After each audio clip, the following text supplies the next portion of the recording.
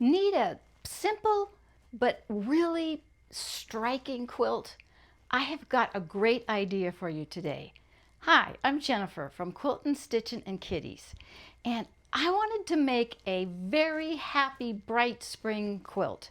So I sat down and I drew out a pattern and said, okay, I know what I need now. So all you have to do is go to your stash and get 1 yard of really colorful fabric. It can be directional or not, it doesn't matter. And then you have to pick out 2 coordinating fabrics that are going to border the square, and they need to be sparklers. And you only need 3/4 of a yard each of those. So if you can't find them in your stash, go to the quilt store. But if you find them in your stash, that's like free quilting. So let me show you how to make it. I decided to try and maximize the size. So I chose a 5.5-inch center. And did I put that up? Nope, I put it up crooked. Okay, let me put that up straight. And because it's a square, it doesn't matter the direction it gets cut at, you can always turn it. And then I wanted to get either a 7 or 8-inch block, and so I decided that my borders would be 1 3/4 cut to finish at 1 1/4. So the square finishes at 5. The 2 borders will finish at 1 1/4. So that's going to make it 1.5 plus 5. Sorry, 2.5 plus 5. It's going to finish at 7.5. So with this wonderful parrot fabric, some of the squares ended up with 2 parrots on them, and some ended up with 1. So I decided, okay, I'm going to alternate these blocks across the quilt and alternate the colors.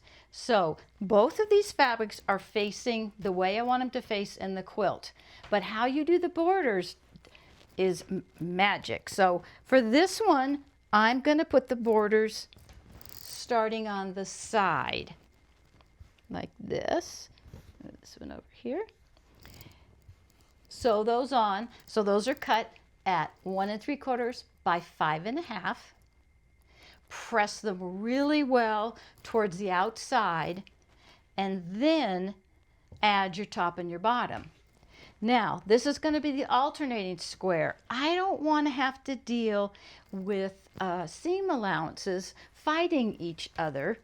So what I'm going to do for this square is, instead of having the long strips on the top and the bottom, I'm going to have the long strips on the side, which means there will be no seams I have to match, I have to deal with.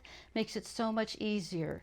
So having this the direction you want it to face, instead of putting the short ones on the side first, you're going to put the short ones on the top and the bottom first, then you're going to do the sides. So no seam allowance, seam allowances. And then by alternating the blocks in the quilt, you never have to match a seam except at the block corners. So that's it. What really matters is the fabric. This is all about fabric. And since you only need a yard plus 2 3/4 of a yard to make a quilt that is 40 by 56, obviously you can make it bigger. And I'm going to make a smaller one for Sherlock too. We're going to have matching quilts. So go ahead and sew these on the sides, press them towards the outside of the block, then sew these 2 on. Same thing here, sew those, press them to the outside, and then sew those on. So through the magic of already doing a block ahead of time, let me show you what they look like when they're finished. Now that's what I call a striking quilt. It just makes me smile. I got the fabric yesterday, I pressed it and started cutting it yesterday, and I'm halfway through today already. And like I said, I'm going to make Sherlock a matching quilt, but hers is only going to be 32 by 40 inches. So you're going to have to make the larger one, the 40 by 56. You're going to have 5 columns across, and you're going to have 7 rows down. So 35 blocks total. If you want to make both quilts together, it takes basically a yard and a half of each of the 3 fabrics. So you obviously can change out and have different fabrics in here. But as soon as I saw this fabric, I knew it was so colorful and striking that I didn't need anything else. Just putting these wonderful colors with it would do it. So that's it for today. If you ever need any quick ideas, I've got them. Put a note in the comments and I'll see you real soon. Thank you, as always, for watching. Like and subscribe. Take care. Right now the quilt is 5 blocks across and 8 down, and it's finishing at 38 by 60 inches.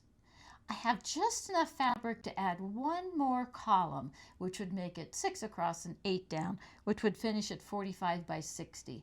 I like that size so much better, but my quilting frame doesn't love it. And I still have the 20 blocks left to make a 4 across by 5 down for Sherlock. So I hope you enjoyed this quilt. I love it. It's so bright and happy. If you have any questions, let me know. Take care.